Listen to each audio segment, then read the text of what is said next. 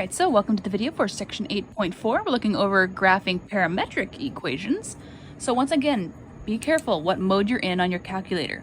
So let's go ahead and go to mode, and let's take a look. What are we on? So currently that's function, and then let's see, we have function. Oops, sorry for whacking my camera there. So function, and then we have PAR for parametric, POL for polar, and then that we're not going to focus on that one right now. We want to be in parametric. So let's go ahead, go over to parametric if you're not already on there, and then click enter. Awesome, so we're on it. Let's go ahead and go to our y equals. So notice you're in parametric if you have an x and a y value next to each other. xy, xy, xy, so on. Let's go ahead and click in example 1 for our x value. We'll go ahead and do t plus 1. This value right here will be your variable, which regardless of which mode you're in. So let's go ahead and do t. Notice it comes up as t when we're in this mode, plus 1. And then we'll do our y, which is going to be t squared. So t, and raise it to the second power. Let's go ahead and hit graph. So there we have our value, kind of goes up and off to the side there. So we might wonder, is our window a little off? Well, we could go ahead and check our window a little more. What window are we in? T min, T max. Let's see, we'll leave that for there. Let's go ahead and do 10 for all of our values. And hit graph.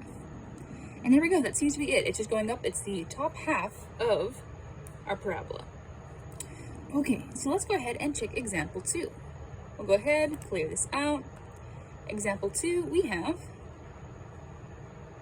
our x is 4 cosine t, 4 cosine of t, and our y value is 4 sine of t.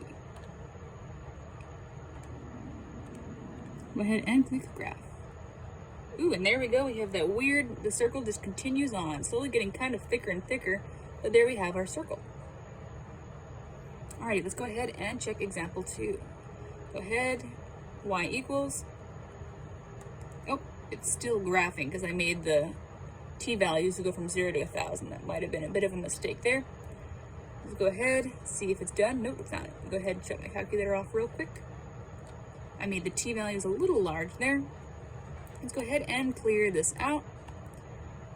Now let's go with example 3, cosine 2t. So cosine of 2t, and then cosine t. Go ahead and click graph.